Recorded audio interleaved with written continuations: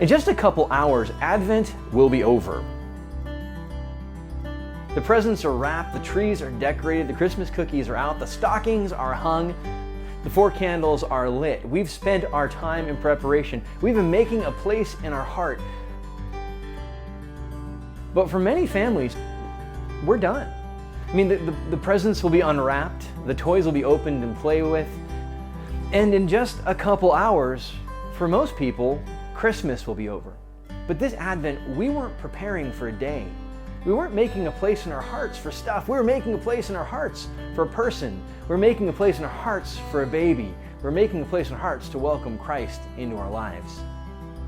The thing about babies is, I don't care how prepared you thought you weren't prepared. If Mary and Joseph had a silent night the night Christ was born, it was probably the last silent night they had for a very long time. Because the only way a baby can communicate is by crying, by waking you up in the night to say, I'm hungry, or my diaper is full. Babies don't just come into your household and say, okay, everything's gonna be the way it was. Babies come into your household and say, nothing will ever be the same again. Your life has changed.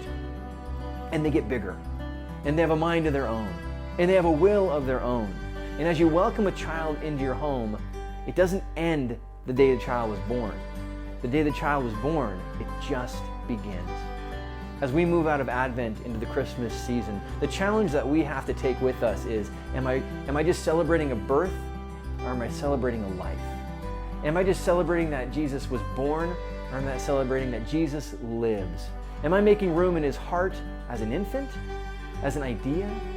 Or am I making room for him in my heart as a living person who wants to have a relationship with me that will build and grow and take up more space and more space as time goes on? We're not done. We're just beginning.